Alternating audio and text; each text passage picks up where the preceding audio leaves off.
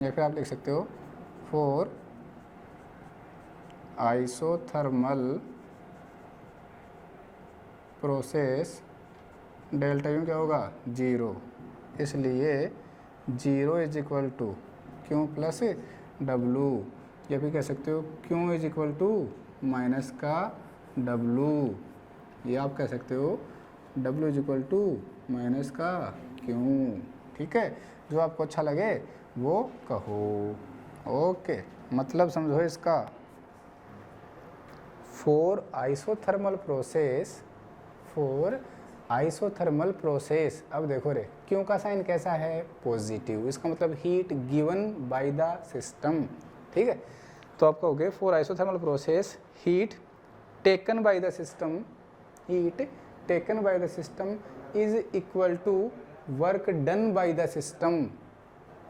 ध्यान से सुनना, for isothermal process heat taken by the system heat ले रहा है क्योंकि साइन कैसा है, पॉजिटिव है। ठीक है, for isothermal process heat taken by the system is equal to work done by the system. तो नेगेटिव साइन है, नेगेटिव साइन किसको रिप्रेजेंट करता है, work done by the system. Positive किसको रिप्रेजेंट करेगा, work done on the system. ठीक है, क्या कहोगे, for isothermal process heat taken by the system is equal to work done by the system. दूसरा रिवर्स स्टेटमेंट क्या कह दोगे, अगर ये ऐसे होता W is equal to minus का क्यों होता तो क्या कहोगे, for isothermal process heat release by the system, for isothermal process heat release by the system is equal to work done on the system, क्योंकि वहाँ पे W कैसा जाता, positive. For isothermal process heat release by the system is equal to work done on the system. ठीक है, very good.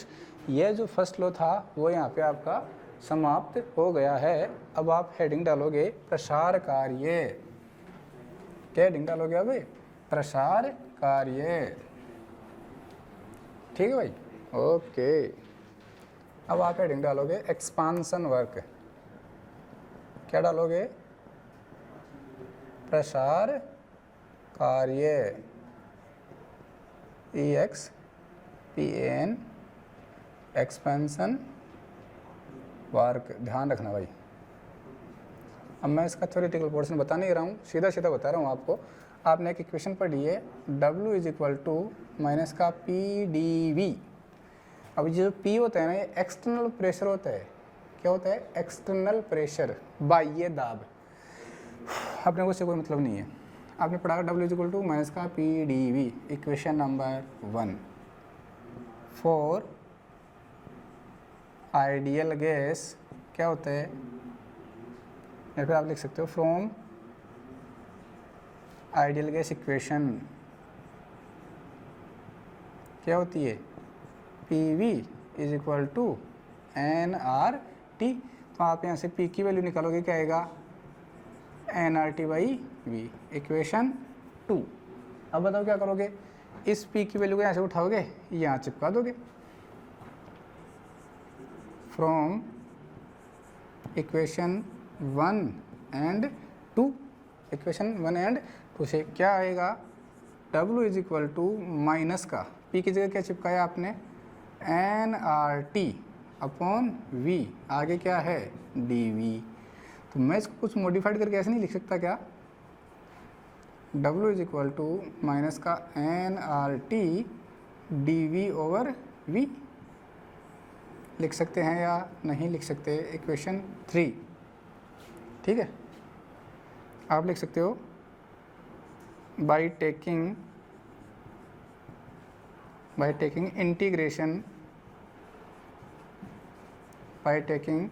Integration of equation 3 from initial state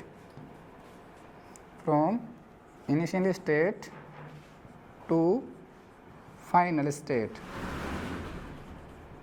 ये जो अपने पास इक्वेशन आई है, इसका हमें इनिशियल स्टेट से फाइनल स्टेट में क्या लेना है, इंटीग्रेशन लेना है, समाकलन अपने को इसका करना है। ठीक है, तो देखो क्या करना है, जब हम इसका समाकलन करते हैं तो आपको पता होना चाहिए कि क्या मैं इसको ऐसे लिख सकता हूँ, क्या मैं इसको ऐसे लिख सकता हूँ कि W1 से W2 और आपके अनुसार मैं इसको ऐसे भी लिख दूँगा integration of NRT dV upon V और V1 से V2। क्या इसको ऐसे लिख सकते हैं?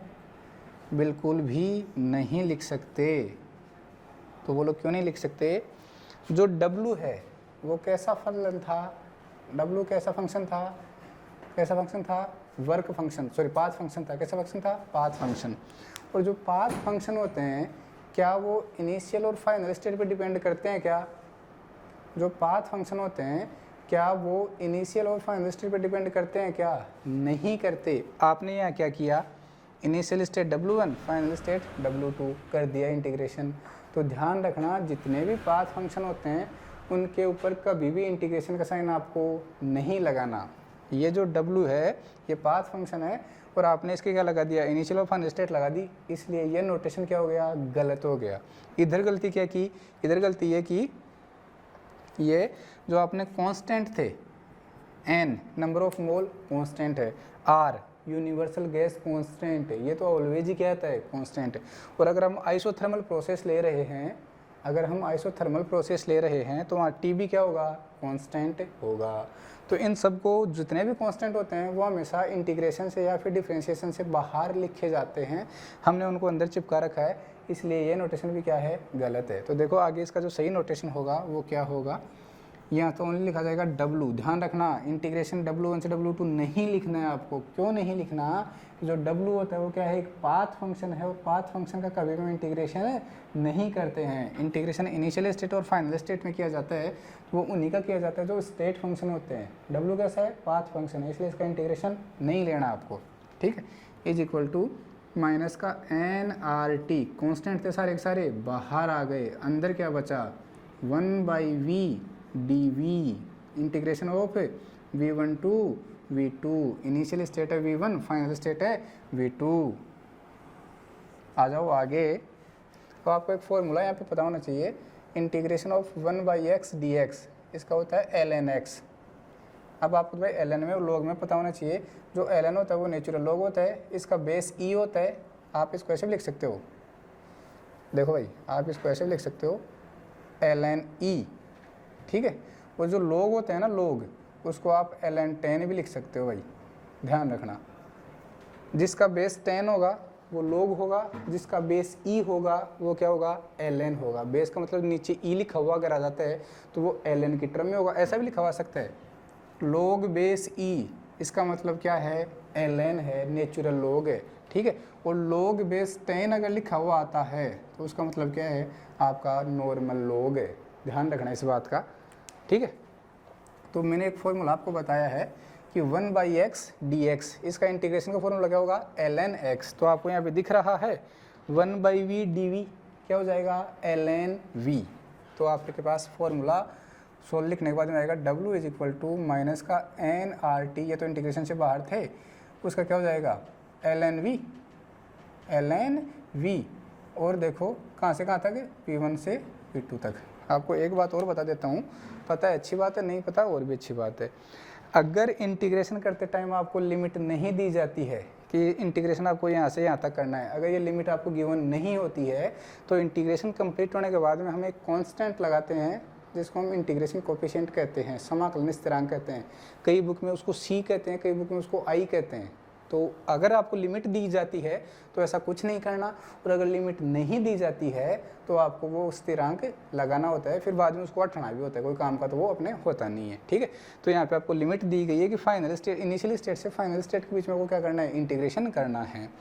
तो जैसे ही हमने किया 1/v dv, क्या लिख दिया? ln v, और लिमिट लगा दी V1 से V2 तक। अब आपको लिमिट सोल्व करना आनी चाहिए। लिमिट कैसे सोल्व करते हैं? अपर लिमिट माइनस का लोअर लिमिट। ठीक है, तो लगाओगे क्या आएगा? W is equal to minus का NRT, ये क्या हो जाएगा? ln V2 माइनस का ln V1। अब देखो आपको एक और पता होना चाहिए कि ln m माइनस का ln n क्या होता है? ln m/n होता है भाई। ठीक है, ये आपको पता होना चाहिए। और देखो अब इसको ऐसे लिखोगे आप तो क्या बन जाएगा? W is equal to minus का NRT ln V2 over V1। ठीक है, आया समझ में? ln m minus ln n, m minus n, m by n लिख दिया ln v2 बाई v1। तो एक फॉर्मूला तो बन गया आपका ये वाला, एक फॉर्मूला तो बन गया आपका ये वाला।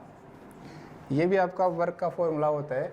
अगर हम ln को log में कन्वर्ट कर देते हैं, अगर हम ln को log में कन्वर्ट कर देते हैं तो आप इसको कैसे क्या करते हैं, 2.333 से मल्टीप्लाई करते हैं। तो लिखोगे आप इसको w is equal to minus का 2.303 nRT। अब ये ln किस में कन्वर्ट हो जाएगा, log में v2 ओवर v1। बोलो भाई, ये आपका बन गया दूसरा फॉर्मूला। कोई दिक्कत हो तो फटाफट बोल दो। आई थिंक कोई दिक्कत इसमें आपको नहीं होगी। कौन क्या है मैं आपको यहाँ पे लिख देता हूँ।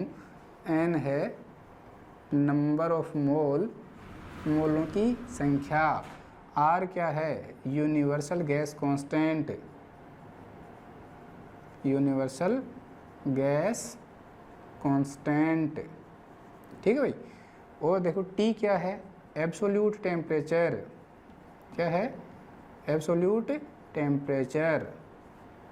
v आपको पता है ही, v2 क्या है, फाइनल वॉल्यूम। v2 क्या है, final volume.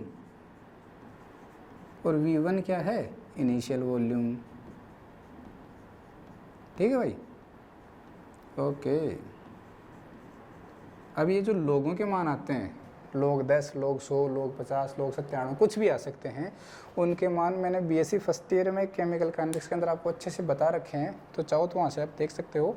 BSc first year में केमिकल काइनेटिक्स का एक चैप्टर है, तो वहाँ पे लोगों के मान कैसे निकाले जाते हैं वो सब मैंने बता रखा है। ग्राफ कैसे बनाए जाते हैं वो सब बता रखा है।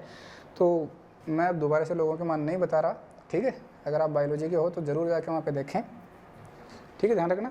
तो ये आपका किसका फॉर्मूला आ गया, वर्क का फॉर्मूला आ गया। अरे यहाँ से भी फर्स्ट ग्रेड में, नवोदय के एग्ज़ाम में, यूनिवर्सिटी के एग्ज़ाम में बहुत सारे क्वेश्चन पूछे जाते हैं कि आपको 2 वॉल्यूम दे दिए जाएंगे, 2 वॉल्यूम आपको दे दिए जाएंगे और क्या करेगा, वर्क डन पूछ लेगा। कुछ नहीं करना, फॉर्मूले में वैल्यू पुट करनी है और दूसरा वर्क डन कैलकुलेट कर देना है। कई बार क्या करेगा वो देखो। अब आप तो अब देखो रे, एक और अब बहुत ही इंपॉर्टेंट चीज़ बता रहा हूँ, बहुत ही इंपॉर्टेंट है। आपको पता है for ideal gas, for ideal gas क्या होता है, PV इज इक्वल टू क्या होता है, nRT होता है। सही है क्या, P इज इक्वल टू क्या होता है, nRT होता है। आपको इस फॉर्मूले में क्या दिखा, nRT दिखा। इसके क्या चिपका सकते हैं हम, PV चिपका सकते हैं क्या। तो हम इसको ऐसे लिख सकते हैं, then equation 2 is also written as। तो इक्वेशन 2 उसको हम कैसे लिख सकते हैं, ऐसे लिख सकते हैं, W is equal to minus का 2.303 PV। nRT की जगह क्या लिखा हमने, PV लिखा, log V2 ओवर V1। ठीक है। तो आप चाहो तो इसको P1 V1 भी लिख सकते हो, मुझे कोई प्रॉब्लम नहीं है। वो देखा जाएगा मान आपको क्या देता है, उस आधार पे आप यहाँ पे पुट कर देना वैल्यू। यूनिवर्सिटी के एग्ज़ाम में तो इतना पूछा नहीं जाएगा, ये मैंने आपको हाई लेवल का बता दिया है। जितने भी हाई लेवल की कंपटीशन एग्ज़ाम होंगी तो वहाँ पे ऐसा पूछा जा सकता है, इसलिए आपको ये भी पता होना चाहिए। ठीक है भाई, ओके। तो ये आपका हो गया एक्सपांसन वर्क, प्रसार कार्य। ठीक है भाई। इसका जो प्लॉट बनता है, ग्राफ बनता है, वो बनता है कुछ इस टाइप से। इसका जो PV कर्व बनता है, प्रेशर वॉल्यूम वर्क जो बनता है, जैसे जैसे वॉल्यूम इंक्रीज हो रहा है प्रेशर डिक्रीज हो रहा है, जैसे जैसे प्रेशर इंक्रीज हो रहा है वॉल्यूम डिक्रीज हो रहा है। ठीक है, ध्यान रखना। देखो ये गैस है जिसका वॉल्यूम मैक्सिमम है, गैस का वॉल्यूम बिल्कुल मैक्सिमम, मतलब यहाँ पे एकदम मैक्सिमम वॉल्यूम है। अब क्या कर रहे हो, आपने गैस को कंप्रेस किया, गैस को दबाया, तो वॉल्यूम क्या होगा, घटेगा। जब वॉल्यूम घटेगा तो गैस के पार्टिकल्स पास पास आएंगे, पास पास जितने ज़्यादा आएंगे क्या दाब उतना ही ज़्यादा लगाएंगे क्या। Very good. तो देखो आपने दबा रहे हो, इधर आ रहे हो तो वॉल्यूम देखो डिक्रीज हो रहा है क्या, देखो जैसे जैसे वॉल्यूम डिक्रीज हो रहा है प्रेशर इंक्रीज होता जा रहा है। इस लाइन पे देखो प्रेशर इंक्रीज होता दिख रहा है। तो जैसे हम वॉल्यूम डिक्रीज करेंगे पार्टिकल्स पास पास आएंगे, जिससे प्रेशर क्या होगा, इंक्रीज होगा। तो ये पीवी वक्र होता है किसके लिए, पीवी कर्व होता है किसके लिए, एक्सपेंशन वर्क के लिए।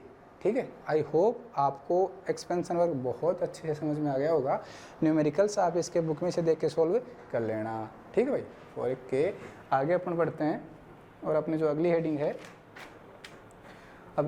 है, वो है आदर्श गैसों के लिए एंथैल्पी परिवर्तन की गणना। ये भी बहुत इंपॉर्टेंट है भाई, पूरी थर्मोडायनेमिक्स से इंपॉर्टेंट है और बहुत ही इजी है। ठीक है, ध्यान रखना। आदर्श गैसों के लिए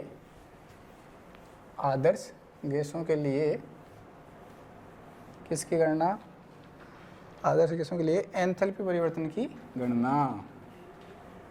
ठीक है भाई, अरे देखना पेपर उठा के देखना आप, स्टेट गैस बार का 2020 का पेपर उठा के देखना केमिस्ट्री का, आपको बहुत सारे क्वेश्चन मिलेंगे, 7 से 8 क्वेश्चन मिलेंगे थर्मोडायनेमिक्स से, ध्यान रखना भाई। अपने जो अगले हेडिंग है वो क्या है, आदर्श गैसों के लिए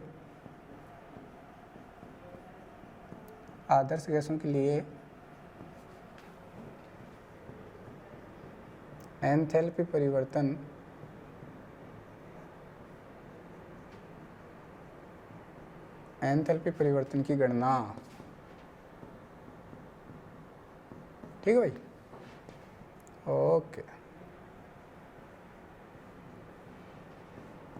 तो देखो भाई क्या होगा क्या नहीं होगा, आप देखो, आप इसको ऐसे कह सकते हो, calculation of enthalpy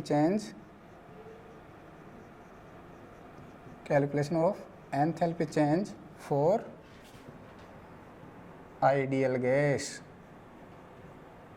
calculation of enthalpy change for ideal gas. Enthalpy क्या होती है भाई, एंथैल्पी होती है H। एंथैल्पी क्या होती है H। और जो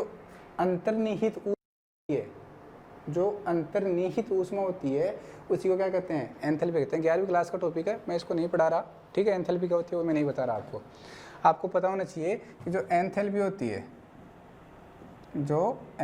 उसका फॉर्मूला आपको पता होना चाहिए, H = U + PV। क्या होता है, H = U + PV होता है। H क्या है, एंथैल्पी, U क्या है, इंटरनल एनर्जी, P क्या है, प्रेशर, V क्या है, वॉल्यूम।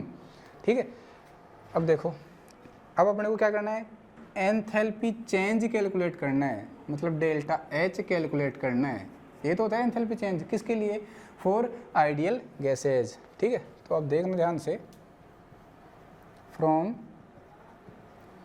Ideal gas equation. ठीक है भाई, फ्रॉम आइडियल गैस इक्वेशन आप पहली गैस के लिए लोगे तो प्रेशर तो कांस्टेंट ले रहे हो। ठीक है, वॉल्यूम आपने लिया पहली गैस का VA = NA मोल, पहली गैस के मोल कितने हैं, NA RT। PV = NRT होता है ना, तो PVA = NA/RT। सिमिलरली आपने क्या किया, इसको इक्वेशन 1 कह दिया, दूसरा आपने किया PVB = NB/RT। ये इक्वेशन क्या हो गया आपका, 2 हो गया। ठीक है भाई, क्या किया आपने, कुछ भी नहीं किया, इक्वेशन 2 माइनस का इक्वेशन 1 कर दिया, तो क्या होगा, PVB माइनस का PVA = NB/RT माइनस का NA/RT। क्या करोगे, कुछ नहीं करेंगे, कॉमन ले लेंगे, PVB माइनस का VA = क्या कॉमन आ रहा है, RT कॉमन आ रहा है, तो आप लिख दोगे NB माइनस का NA और क्या लिख दोगे, RT। अरे देखो, V2 माइनस V1 को क्या लिखते हो, डेल्टा V लिखते हो, तो VB माइनस VA को भी क्या लिखोगे, डेल्टा V लिख दोगे। क्या लिख दोगे, P delta V = delta NRT। क्योंकि गैस की बात कर रहे हैं तो ये डेल्टा NG मैंने लिख दिया है, ध्यान रखना। गैसों की बात हम कर रहे हैं तो G फॉर गैस, ये मैंने यहाँ से लिख दिया है। ये हो गई आपकी इक्वेशन नंबर 3। कोई दिक्कत है इसमें? Very good. अब देखो, फ्रॉम दी definition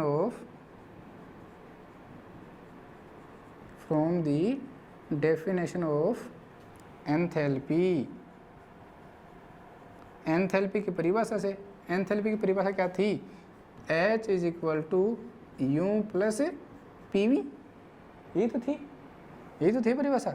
हमने क्या किया, इसको डिफ्रेंशिएट कर दिया, ठीक है, इसको डिफ्रेंशिएट कर दिया, इसका अवकलन कर दिया, ठीक है, डिफ्रेंशिएटिंग दिस इक्वेशन। तो जैसे ही हमने इसको डिफ्रेंशिएट किया, हमारे पास आ गया delta H is equal to delta U plus का पी डेल्टा वी प्लस का वी डेल्टा पी। क्या लिखा? एक बार इसके साथ डेल्टा, एक वाई अवकलन करते हो ना, यू डॉट वी से अवकलन करते हो, तो पहला बार आ गया, दूसरे का कर दिया, प्लस दूसरा बार आ गया, पहले का कर दिया, ऐसे वाला किया, यू डॉट वी से किया है। अब आपको पता होना चाहिए कि देखो पी प्रेशर कांस्टेंट है क्या, दोनों में प्रेशर कांस्टेंट क्या, टेम्परेचर कांस्टेंट है, आर भी क्या है, कांस्टेंट है। तो बताओ प्रेशर अगर कांस्टेंट होगा तो चेंज इन प्रेशर क्या आएगा? जीरो, मतलब डेल्टा पी क्या आएगा? जीरो। तो यहाँ पे डेल्टा पी क्या हो जाएगा? जीरो। तो ये वाली पूरी टर्म क्या हो जाएगी? जीरो हो जाएगी। ध्यान रखना क्यों हो जाएगी, मैंने बता दिया है कि इस होल प्रोसेस में अपना शुरू से ही क्या लेते आ रहे हैं, प्रेशर को कांस्टेंट लेते अपन आ रहे हैं।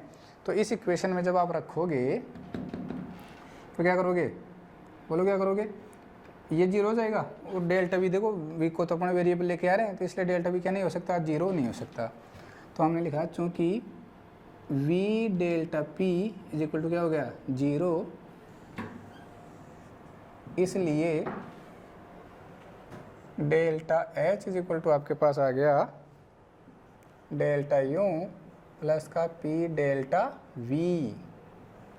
ये आपके पास इक्वेशन आ गई नंबर 4। दिख रहा है? चलो अच्छी बात है, दिख रहा है। तो अब देखो हम क्या करते हैं, from equation 3 and 4 P delta we की वैल्यू यहाँ से उठ कर वहाँ चिपका दें, ठीक है। आप लिख सकते हो putting the value of P delta we from equation 3 into equation 4।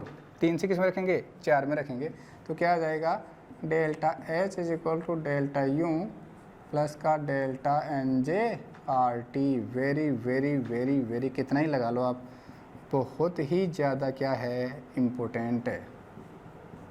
कितना लगा सकते हो उतना लगा लो, बहुत ही ज़्यादा क्या है, इम्पोर्टेंट है। कौन क्या है पहले लिख देता हूँ। डेल्टा एच क्या है?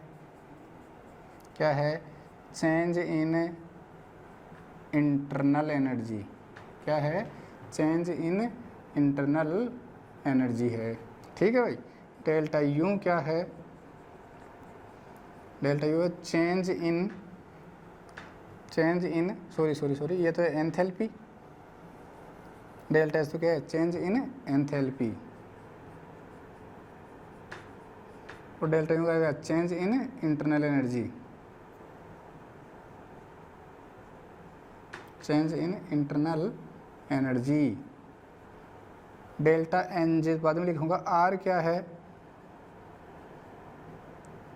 Universal gas constant. वैल्यू आपको पता होनी चाहिए 8.314 जूल पर केल्विन पर मोल या फिर 1.98 कैलोरी पर केल्विन पर मोल, ठीक है भाई। ये आपको आर की वैल्यू पता होनी चाहिए, क्योंकि जब आप न्यूमेरिकल सॉल्व करते हो तो आपको वहाँ पे बहुत यूज ये होती है। टी क्या है? Absolute temperature. अब ये क्या है? टेम्परेचर इन केल्विन,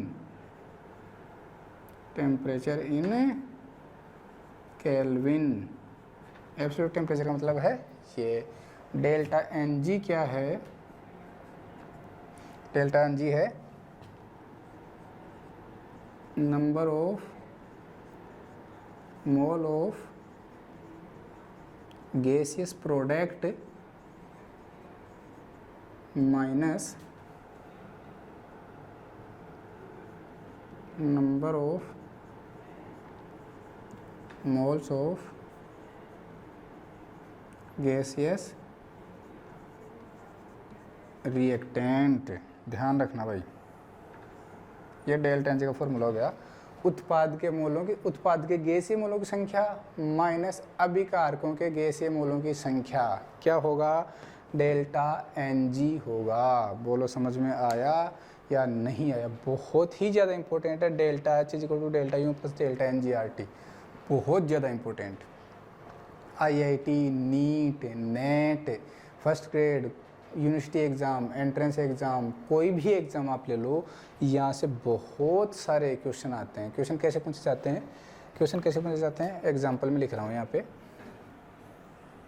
एग्जाम्पल्स लिख रहा हूँ। एक रिएक्शन है N2 प्लस का 3H2 will give twice of NH3।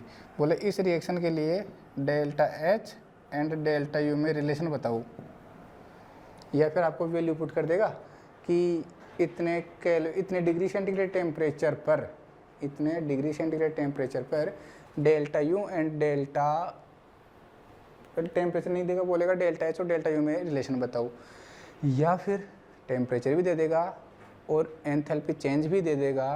क्या पूछ लेगा? इंटरनल एनर्जी में चेंज पूछ लेगा। तो हमें क्या करना है? सबसे पहले तो हमारे पास इक्वेशन पता होना चाहिए, क्योंकि delta H is equal to delta U plus का delta N J R T होता है। ठीक है भाई, हमें क्या करना है? इस डेल्टा एन जे की वैल्यू फाइंड करनी है और कुछ नहीं करना। तो डेल्टा एन जे कैसे फाइंड करते हैं? Number of mole of gaseous product, ठीक है, minus number of mole of gaseous reactant. उत्पाद में गैसियस मोल कितने हैं? 2। देखो गैस दिख रहा है, कितने हैं? 2 हमें नहीं दिख रहा, कोई बात नहीं, लो दिख जाता हूँ मैं। माइनस अभिकारक देखो भाई, गैसियस कितने हैं? 3 और 1 ये रहा 4, तो टोटल कितने हो गए? रिएक्टेंट कितने हो गए? 4। तो डेल्टा जी की वैल्यू कितनी हो गई? माइनस का 2। किसकी वैल्यू आ गई? डेल्टा एन जी की वैल्यू कितनी? माइनस की 2। वैल्यू यहाँ पे चिपकाओगे, इस वैल्यू को आप यहाँ पे पुट करोगे, क्या आएगा?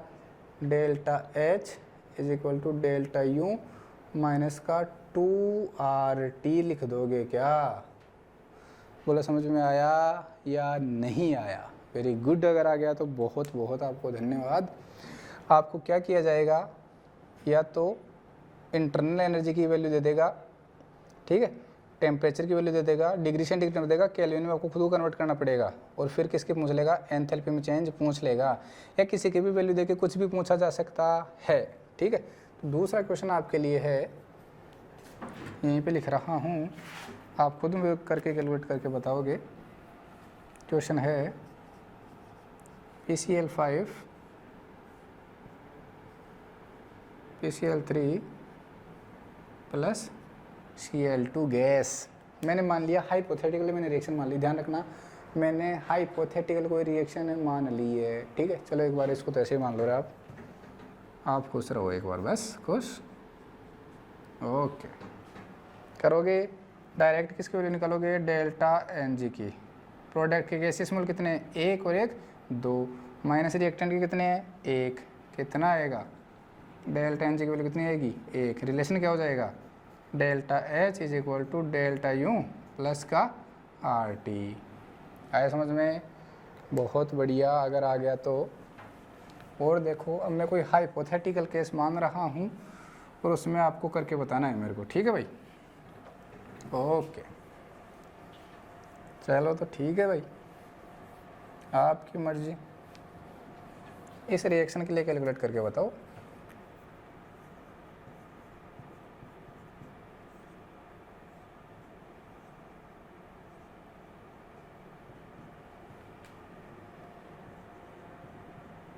ये लो, करो कैलकुलेट।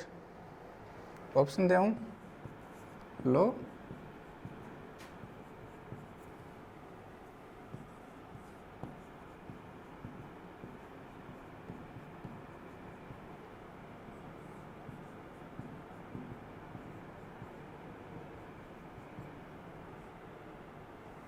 लो ये ऑप्शन ले लो, ये लो, करो कैलकुलेट। देखो भाई क्या आएगा, हमें किसकी वैल्यू फाइंड करनी है, डेल्टा एन जी की। प्रोडक्ट के गैसियस मोल, प्रोडक्ट में कितने गैसेस दिख रहे हैं, एक ही गैसियस स्पीसीज दिख रही है, उसका मोल कितना है, एक। माइनस रिएक्टेंट के गैसियस मोल 0। डेल्टा एन जी की वैल्यू कितनी आ गई, एक आ गई। इक्वेशन क्या थी, delta H is equal to delta U plus का delta N G R T. Delta N G की वैल्यू 1 पुट करोगे, क्या आएगा, delta H is equal to delta U plus का आर टी। कौन सा ऑप्शन है, ऑप्शन नंबर बी है। तो जिसने भी ये किया है उसका वेरी वेरी राइट क्वेश्चन है ये है। फटाफट इसको आप वीडियो को पॉज करो और उतार लो, क्वेश्चन को सोल्व आ गया आप करो, ठीक है भाई। Okay very good. तो अब अपन बढ़ते हैं एक और आपके लिए, देखो होमवर्क में नहीं दे रहा, आप खुद कर सकते हो। जो ट्वाइस ऑफ एच आई है, एच आई का नाम सुना होगा ना, हाइड्रोजन आयोडाइड, जो सबसे स्ट्रॉन्ग एसिड होता है, ठीक है। जो ट्वाइस ऑफ एच आई है उसको आप डीकम्पोज कराओ H2 प्लस I2 में। सब कुछ गैसियस होना चाहिए भाई, H2 plus I2 gaseous, HI भी गैसियस करवाओ, और फिर डेल्टा H और डेल्टा U के बीच में आप रिलेशन फाइंड आउट करो।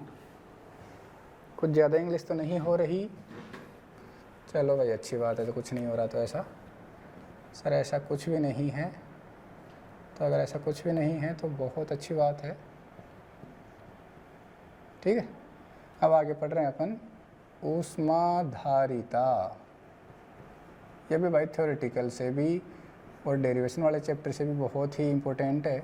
ऊष्माधारिता क्या बोलते हो आप इसको, हीट कैपेसिटी, क्या बोलते हो, हीट कैपेसिटी, डिनोटेड बाई सी। कैसी प्रॉपर्टी है, कैसी प्रॉपर्टी है, एक्सटेंसिव है या इंटेंसिव है, एक्सटेंसिव प्रॉपर्टी है, अमाउंट पे डिपेंड करती है। और कैसा फलन है, यह है पाथ फंक्शन होती है, ठीक है भाई। ओके, हीट कैपेसिटी क्या होती है, शॉर्ट में लिख रहा हूँ, हीट लेने की tendency,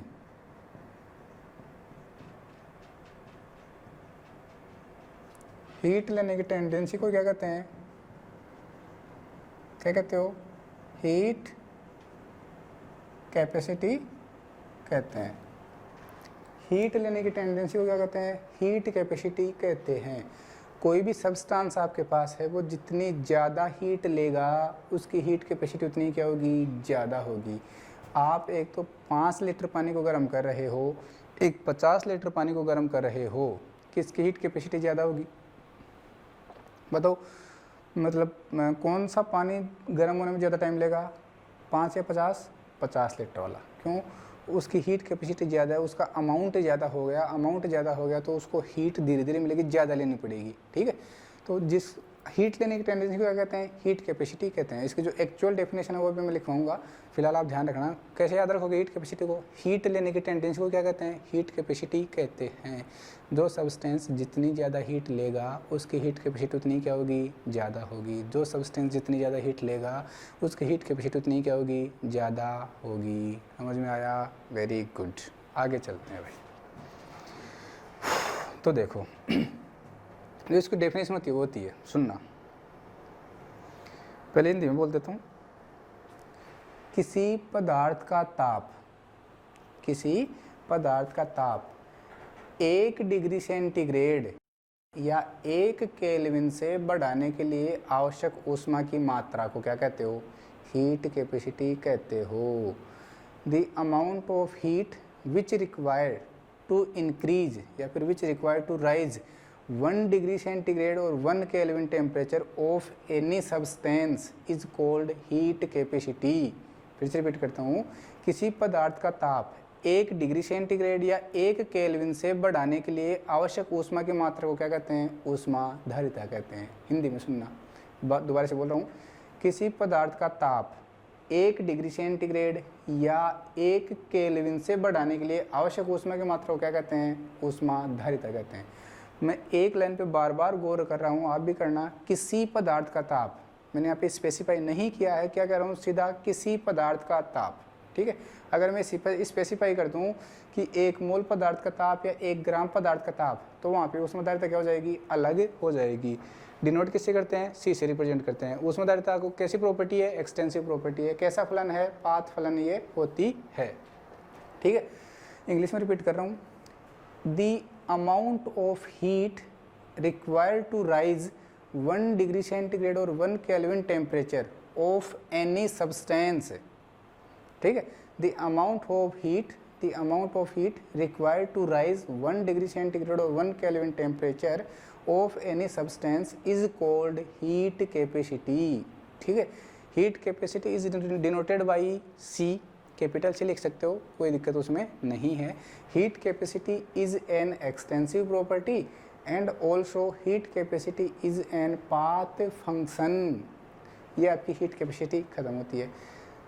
mostly heat capacity are of 2 types, वैसे 2 टाइप की और होती है, फिलहाल अपन 2 टाइप की पढ़ने वाले हैं। एक होती है स्पेसिफिक हीट कैपेसिटी, एक होती है मोलर हीट कैपेसिटी। एक होती है स्पेसिफिक हीट कैपेसिटी, एक होती है मोलर हीट कैपेसिटी। उससे पहले जो हीट कैपेसिटी होती है उसका फॉर्मूला होता है C = dQ/dt। C = dQ/dt। यहाँ से भी आप कह सकते हो change in heat with respect to change in temperature is called heat capacity. क्या कह सकते हो, change in heat with respect to change in temperature is called heat capacity. समझ में आ रहा होगा, बहुत बढ़िया। मैं ये कह रहा हूँ जो हीट कैपेसिटी है वो 2 टाइप की होती है। जो आपकी हीट कैपेसिटी होती है वो 2 टाइप की होती है। एक होती है molar heat capacity, molar heat capacity, इसको कहा जाता है CM चीफ मिनिस्टर, वो वाला नहीं। मोलर हीट कैपेसिटी होती है स्पेसिफिक हीट कैपेसिटी, इसको कहा जाता है CS चीफ सेक्रेटरी नहीं, CS चीफ सेक्रेटरी नहीं, स्पेसिफिक हीट कैपेसिटी कहा जाता है। ठीक है भाई, CM और CS समझते हो। CS CM के अंडर ही काम करता है। CS जो CS होता है वो CM के अंडर ही काम करता है। तो मैंने कहा जो हीट कैपेसिटी है वो अपन 2 टाइप से पढ़ते हैं, एक मोलर हीट कैपेसिटी और एक स्पेसिफिक हीट कैपेसिटी। डेफिनेशन सुनना, कुछ भी नहीं है, कुछ भी आपको याद नहीं करना, बस ज़रा सा चेंज करना है। एक बार फटाफट मैं आपको हीट कैपेसिटी की फिर से बोलता हूँ। हमने क्या कहा था, the amount of heat require to rise 1 degree centigrade और 1 kelvin temperature of a substance. ठीक है, ऑफ एनी सब्सटेंस का आता ना वहाँ पे, तो उस एनी को हटा के जरा सा चेंज करना है और ये दोनों की डेफिनेशन बन जाएगी। तो अगर हम कहें कि 1 मोल पदार्थ का ताप, पहले हिंदी में बोल रहा हूँ उसके बाद इंग्लिश में बोलूँगा। अब देखो स्पेसिफाई कर दिया हमने, पहले कह रहे कोई भी पदार्थ बोल दिया था, किसी भी पदार्थ का बोल दिया था। अब कह रहे हैं 1 मोल पदार्थ का ताप 1 डिग्री सेंटीग्रेड से या 1 केल्विन से बढ़ाने के लिए आवश्यक ऊष्मा की मात्रा को क्या कहोगे, मोलर हीट कैपेसिटी, मोलर ऊष्मा धारिता, CM उसको हम कहेंगे। समझ में आ रहा है, बहुत बढ़िया। इधर आ जाओ स्पेसिफिक हीट कैपेसिटी, इधर आ जाओ स्पेसिफिक हीट कैपेसिटी। अब यहाँ तो 1 मोल का आता, यहाँ 1 ग्राम कह देंगे। क्या कह देंगे, 1 ग्राम यहाँ पे कह देंगे। तो क्या कहोगे, 1 ग्राम पदार्थ का ताप 1 डिग्री सेंटीग्रेड या 1 केल्विन से बढ़ाने के लिए आवश्यक ऊष्मा की मात्रा क्या कहलाती है, विशिष्ट ऊष्मा धारिता। इसको कहा जाता है विशिष्ट ऊष्मा धारिता। अंग्रेज मत बनो, ठीक है, विशिष्ट ऊष्मा धारिता। और ये क्या होगा, मोलर ऊष्मा धारिता। ठीक है भाई, ओके। समझना। अब इंग्लिश में रिपीट कर रहा हूँ उनकी definition. The amount of heat require to rise the temperature by 1 degree centigrade और 1 kelvin of 1 mole substance of 1 mole substance. यहाँ पे जो स्पेसिफाई अपन कर रहे हैं वो किसको कर रहे हैं, 1 मोल सब्सटेंस। ध्यान रखना भाई, यहाँ पे जो मेन डेफिनेशन होगी उसमें आपको ज़रा सा चेंज करना, वो क्या ऐड करोगे, 1 मोल सब्सटेंस। जहाँ पे आप एनी सब्सटेंस लिख रहे थे, एनी को हटाओ, क्या ऐड कर दो, 1 मोल सब्सटेंस। यहाँ के पे यहाँ पे क्या ऐड करना है आपको, 1 ग्राम सब्सटेंस। क्या ऐड करना है, 1 ग्राम सब्सटेंस। बाकी सब कुछ एज इट इज़, बाकी सब कुछ एज इट इज़। तो डेफिनेशन सुनो, the amount of heat require to rise the temperature by 1 degree centigrade or 1 Kelvin of 1 mole of substance is called molar heat capacity। इधर क्या कहोगे, the amount of heat required to rise the temperature by 1 degree centigrade or 1 Kelvin of 1 gram substance is called specific heat capacity denoted by CS, ये denoted by CM। ये आपकी 2 type की heat capacity ख़त्म होती है। अब इसके 2 type और हैं जो अपन जनरली पढ़ते हैं, CP and CV, CP and CV। ठीक है, इसको मैं रफ कर रहा हूँ, बस ध्यान रखना, आपको ये फॉर्मूला याद रखना है हीट कैपेसिटी का। किसका फॉर्मूला है, हीट कैपेसिटी का, dQ/dt। Change in heat with respect to change in temperature is equal to heat capacity. अरे भाई टेम्परेचर के साथ हीट में कितना चेंज आ रहा है, टेम्परेचर के साथ हीट में कितना चेंज आ रहा है, उसको क्या कहोगे, उसको कहेंगे हम हीट कैपेसिटी। उसमें आधारित हम उसको कहेंगे। और देखो भाई, और क्या देखना है, देखो कुछ भी देखो, लेकिन देखो जो हीट कैपेसिटी है उसको फिर से हम फर्दर 2 टाइप से डिवाइड कर सकते हैं। पहला, हीट कैपेसिटी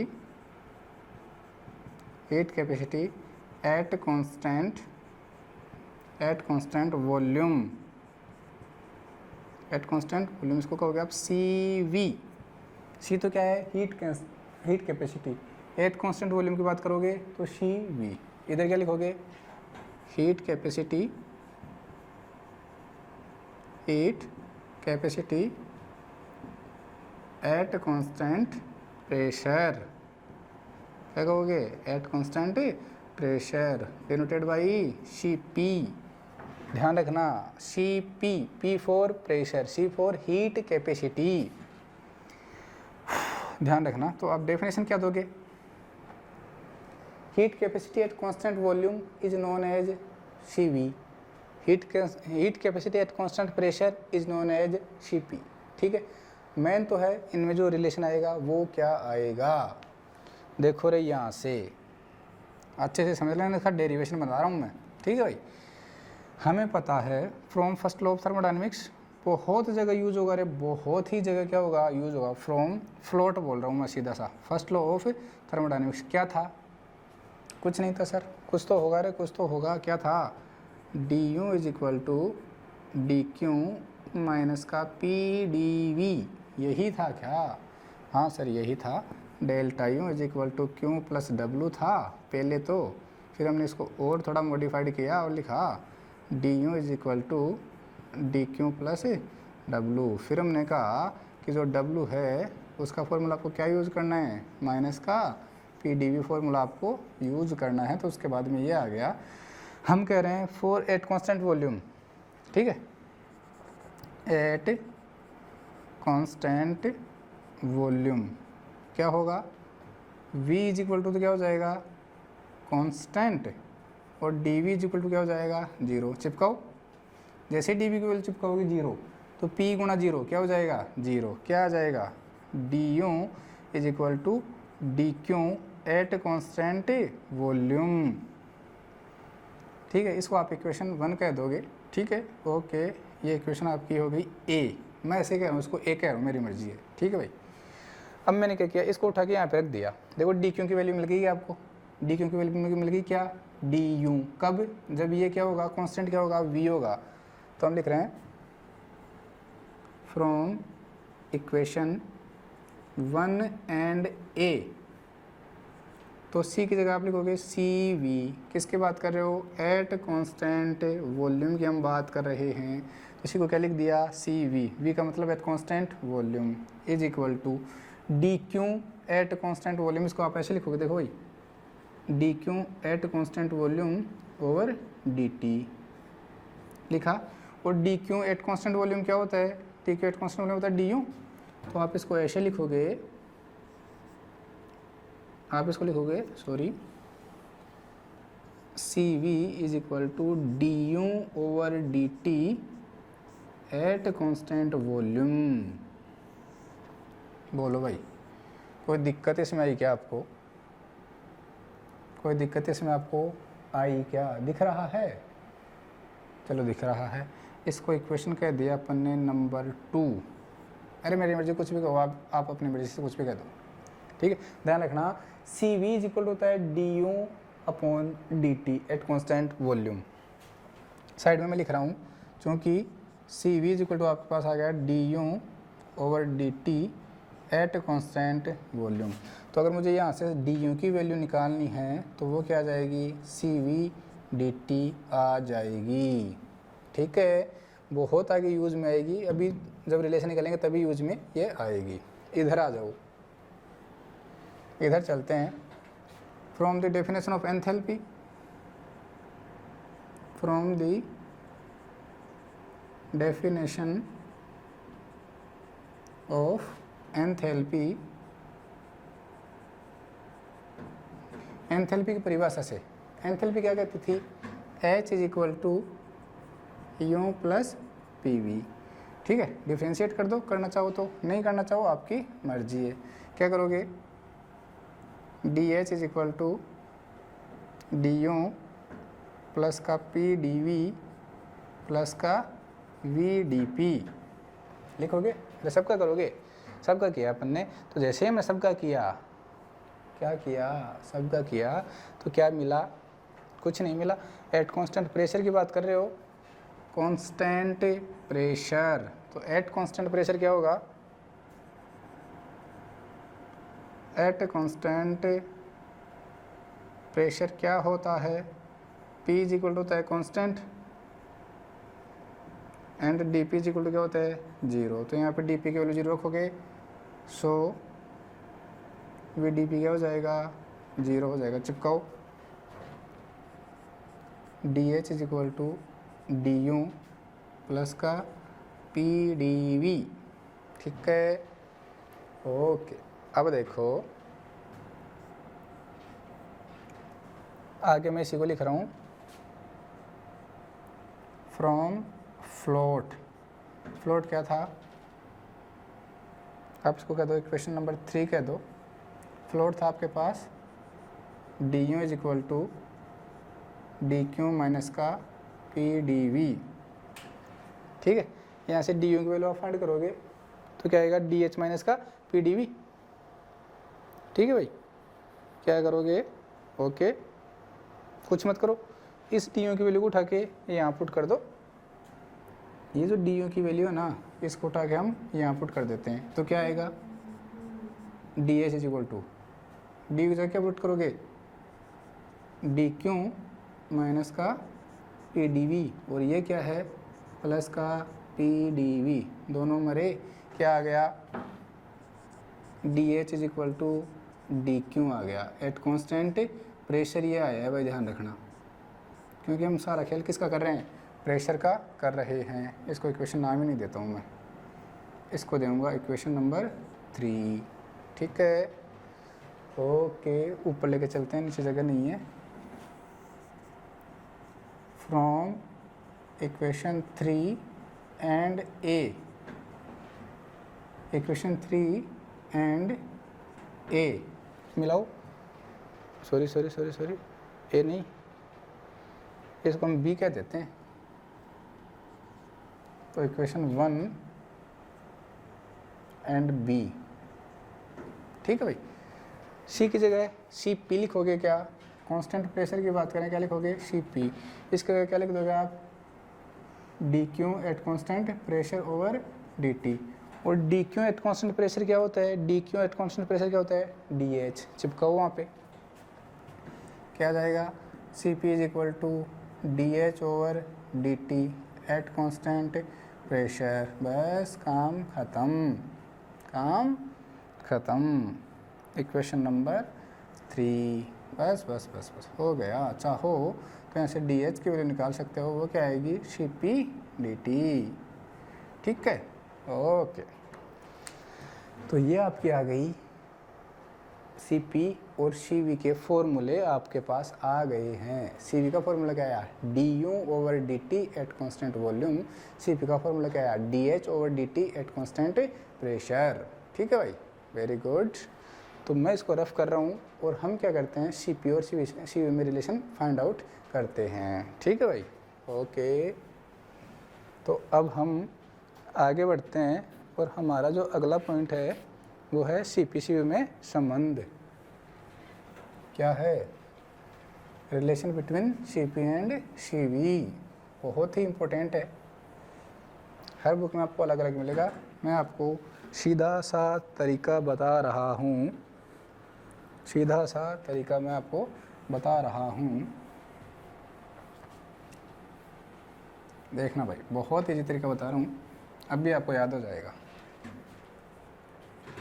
सारे तरीके मैं तो यही बता रहा हूँ।